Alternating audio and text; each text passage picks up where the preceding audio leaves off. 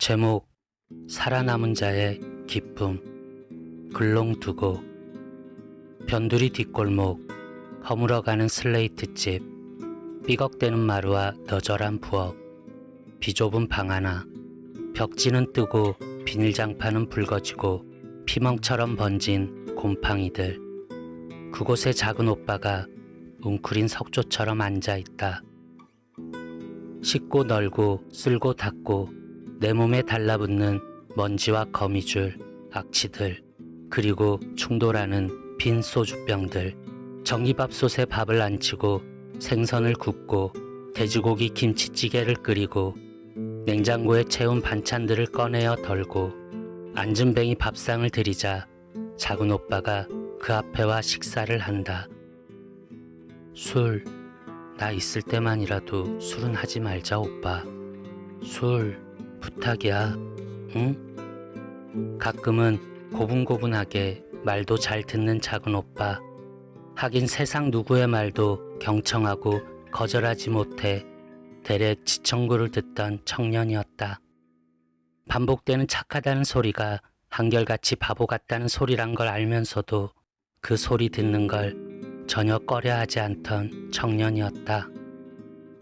눈시울을 훔치며 내가 그새 까맣게 시들어버린 청년이 힘없이 밥 먹는 모습을 지켜본다. 변변찮은 직업들, 그마저도 오래 다니지 못하고 중간중간 길었던 무직 생활들.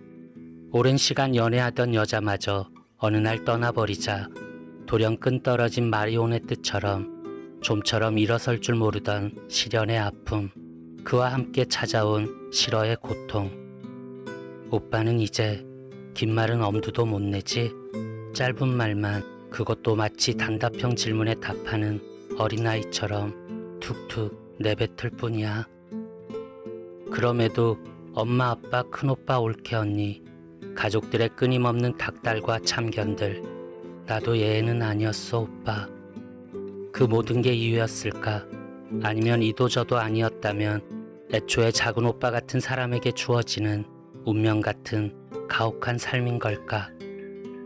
날로 늘어가던 술 때문에 정신병원에 입원까지 해야 했던 작은 오빠. 퇴원을 하고도 바로 다음 날 동네 공원에서 만취한 채로 쓰러져 있는 작은 오빠를 발견하고선 아연했던 우리 가족들. 가족들과 떨어져 혼자 살고 싶다고 나를 부여잡으며 애원하던 작은 오빠. 갑자기 앞장서서 누구보다도 더 작은 오빠의 독립을 가족들에게 설득하던 나. 자신에게 남아있던 얼마 되지도 않는 돈을 탈탈 털어 기어이 이 누추한 집을 계약한 작은 오빠. 낡은 가방 하나 들고 가족들 집을 나가던 그날도 오빠의 한 손에는 마치 잃어버리면 안 되는 물건이라도 되는 양 마시다만 소주병 하나가 꼭하니 들려 있었지. 그러면서도 잘 살아보겠다고 힘겹게 입을 떼던 작은 오빠. 가족들 누구 하나 작은 오빠의 그 말을 믿지 않았음에도 침묵을 고집하며 멀어지는 오빠를 흘겨만 보던 엄마, 아빠, 큰오빠, 올케 언니, 그리고 나. 오빠, 경수 오빠 있잖아. 옛날에 오빠한테 1000만 원인가 빌려가서는 아직도 안 갚은 거 맞지? 그럼 그 경수 오빠한테 독촉 좀 해봐. 이제 그만 그 돈 갚으라고. 왜? 뭐가 왜야? 그때 오빠가 대출까지 받아서 어렵게 빌려준 거였잖아. 그만 받아야지. 사정이 있겠지. 무슨 사정? 아무리 못해도 오빠 처지보다야 나을 거 아냐. 그 돈이라도 얼른 받아서 집이라도 좀 다른 데로 이사가자. 이런 데서 어떻게 계속 살려고 그래? 응? 좋은 애야 나도. 답답하고 쓰린 나. 가족들 누구도 넉넉한 형편은 아니었지만 작은 오빠의 버려지는 삶을 저마다 모른 척하고 살아가는 엄마, 아빠, 큰오빠, 올케 언니, 그리고 나. 당장 무너져 내린데도 하나 이상하지 않을 이곳에서 생활한 지도 이제 1년하고도 반년이 다 돼가 오빠. 놀랐지? 너무 간만이라서.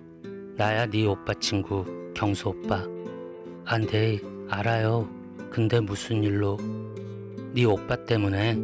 아무리 연락해도 전화를 받아야 말이지. 저번에 바뀌었다고 네가 알려준 그 번호 그대로 맞지? 네, 근데 자주 그래요. 제 전화도 잘 안 받는걸요. 다른 게 아니라 그러니까 예전에 내가 네 오빠한테 돈을 좀 빌렸었거든. 물론 지금까지도 못 갚은 건 내 잘못이지. 헌데 얼마 전부터 매일같이 내가 다니는 회사로 이상한 편지가 와서 말이야. 이상한 편지요? 당장 돈을 안 갚으면 나뿐만 아니라 내 와이프랑 2살짜리 우리 애기까지 죄다 죽여버리겠다는 거야. 다른 내용들도 하나같이 끔찍해. 나도 알지. 그런 협박 같은 걸 할 수 있는 녀석이 아니란 건. 근데 달리 또 그 녀석 말고는 없으니까. 어떻게든 최대한 빨리 돈을 마련하는 중이라고 오빠한테 대신 좀 전해줄래? 오빠 통장 번호는 지금 알 수 있을까? 통장요? 오빠한테 이제 더는 그런 거 없어요. 그 바뀐 핸드폰도 제 명의로 한 걸요. 그렇구나. 그럼 이번 달 안으로 반드시 찾아가서 직접 준다고 좀 전해줘. 네, 알겠어요. 지금도 그 슬레이트 집에 사나? 면목이 없다. 친구라는 게. 일주일에 한 번이던 게 보름에 한 번, 그러다 한 달에 한 번, 작은 오빠를 찾는 일이 점차 뜸해지던 나. 그날도 나는 한 달 만에 작은 오빠 집을 찾았어. 퇴근이 늦어서 군 음식 몇 개만 달랑 사들고선 현관문을 열었다가 얼굴이 후끈거려서 나는 바로 닫아버렸지. 나는 얼른 옷소매로 코와 입을 틀어막고선 다시금 현관문 안으로 들어가 방문을 열었다가 또 바로 재빨리 뒤로 물러서며 엉덩방아를 찧었지. 숨이 턱턱 막히는 것 같아 널브러진 채로 몸도 추스리지 못하고 나는 간신히 열린 방문 틈새로 보이던 오빠의 모습을 찾았어. 그곳에 작은 오빠가 앉은 채로 죽어 있었다. 팬티 하나 달랑 걸친 추레한 몸이 얼룩덜룩 보랏빛을 가득 피우고서는 금방이라도 터질 것 같은 잔뜩 부풀어 오른 수포들을 우거지게 달고서는 팽대해진 눈과 입술과 뺨도 내가 아는 작은 오빠의 것은 아니었다. 파리떼가 온갖 벌레와 구더기들이 요란을 떨며 포식을 즐기는 오빠의 몸은 말 그대로 방치된 쓰레기 봉투처럼 불고 찢기고 헤집어져 있었다. 그리고 잔인한 범행을 저지르고도 현장을 떠나지 않고 지켜보는 냉혈한처럼 그곳에 버티고 있던 빈 소주병들의 굴락. 장래. 슬픔을 얘기하지만 정작 작은 오빠에 대해서는 할 말이 없는 사람들. 역시나 작은 오빠에 대해서는 하고 싶은 말이 많지 않은 우리 가족들. 자신이 주인공이 되어야 하는 축제에서조차 생전의 삶처럼 관심을 받지 못하고 구석인이 되는 작은 오빠의 죽음. 한때 돈독했던 친구답게 하루도 빠지지 않고 장례식장을 찾은 경수 오빠만이 그나마 작은 오빠 얘기를 많이 했어. 나는 그런 경수 오빠와 눈이 마주칠 때면 얼른 고개를 돌려버렸지. 내게 무슨 말인가를 하고 싶어 하는 것 같았지만 나는 듣고 싶지가 않았으니까. 끝내 경수 오빠는 내 앞으로 다가오지는 않았어. 작은 오빠가 한 줌의 재로 변하고 그 납골당을 빠져나와 모두가 뿔뿔이 흩어질 때까지도.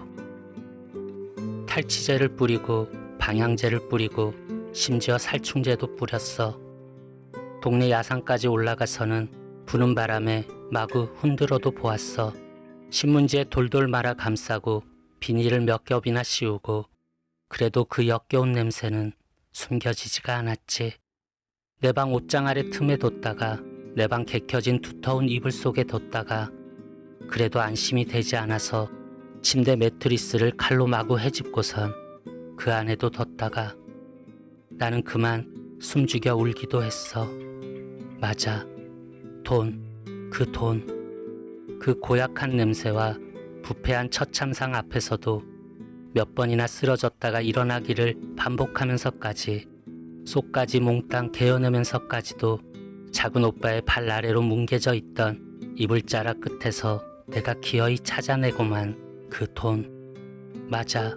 그날 오빠의 죽음을 목도하는 동시에 내 머릿속엔 바로 경수 오빠가 두고 갔을지도 모를 그 1,000만 원이 떠올랐던 거야. 오빠의 말대로 경수 오빠는 좋은 사람이었어. 그달 안에 반드시 갚겠다던 약속도 잘 지키는. 그럴 수도 있냐고. 작은 오빠의 갑작스런 죽음이 전혀 슬프지가 않았던 거냐고. 그동안 작은 오빠 앞에서 안쓰러워했던 건 그럼 다 거짓이었냐고. 한 달이란 시간이 소요됐다. 작은 오빠의 죽은 몸에서 흘러나온 갈변된 혈액과 부패물들이 침습되어서는 도저히 빠져나갈 것 같지 않던 그 기분 나쁜 냄새가 그 돈에서 완전히 사라지기까지는. 그 돈이 순전히 내 것이라는 믿음까지 이제는 가지게 됐나. 간만에 떠나는 해외여행. 나는 지금 비행기 안에 있다. 비행기가 이륙하자 창너머로 점점 더 작아지는 내가 사는 높고 넓은 도시를 내려다본다. 구름에 가려서 더 이상은 보이지 않게 되자 나는 조용히 두 눈을 감는다. 이제 곧 처음 가보는 그곳의 아름다운 풍경을 담을 것이다. 나는 또 그곳에서 온갖 포즈를 취하며 즐거워하는 내 모습도 찍게 될 것이다. 나는 또 그곳에서 다양한 음식들을 맛보고 나름의 평가도 내릴 것이다. 그러는 족족 인스타그램에 사진과 글도 올리게 될 것이다. 그러다 보면 일주일은 정신없이 빠르게 지나가겠지. 그럴 수도 있냐고. 작은 오빠의 갑작스런 죽음이 전혀 슬프지가 않았던 거냐고. 작은 오빠 같은 사람은 죽은 지금까지도 이해하지 못할 거야. 하지만 그게 본능인걸. 아니, 그게 적응인걸. 작은 오빠가 35살이란 나이에 일찍이 죽음을 맞이한 것도 어쩌면 이 세상에 적응을 하지 못한 탓이니까. 착하기만 하다고, 그래서 능력도 없다고 작은 오빠를 타박하고 결국은 아예 없는 사람처럼 취급하던 우리 가족들도 이 세상에 적응을 한 탓이니까. 이 세상은 작은 오빠처럼 착하고 순수하지가 않잖아. 나도 아는 걸 작은 오빠야말로 왜 모른 척하면서 그렇게 살았던 거야. 공돈이 생겼다고 바로 해외여행 가는 비행기 티켓부터 끄는 나만 봐도 세상은 제 욕심들로 가득한 걸. 그래서 수많은 일들이 일어나는 거고. 그렇다고 작은 오빠의 갑작스런 죽음이 결코 슬프지가 않았던 건 아니야. 최선을 다하진 않았지만 그래도 작은 오빠 집을 잊지 않고 꾸준히 찾아간 건 나 하나였다고.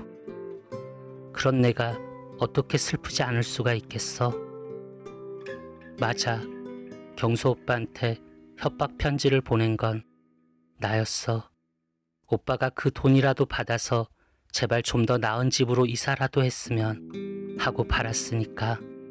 그때는 정말 그 생각으로만 그랬던 거야. 결국 그 돈을 내가 쓰게 됐지만 말이야. 오빠, 산다는 게 옳고 그름의 문제가 아니라 사랑을 받고 안 받고의 문제라면 오빠는 분명 잘못 산 거야. 거기서만큼은 부디 사랑 같은 거 듬뿍 받으면서 지내줘. 제발. 그때 기내가 심하게 흔들리면서 동요하는 몇몇 사람들의 소리가 들려온다. 개의치 않는 나. 비행기는 곧 심한 기류를 피해 안정을 되찾고 순항할 테니까. 작은 오빠에 대한 생각도 곧 사라지고 나 역시 깊은 잠에 들 테니까.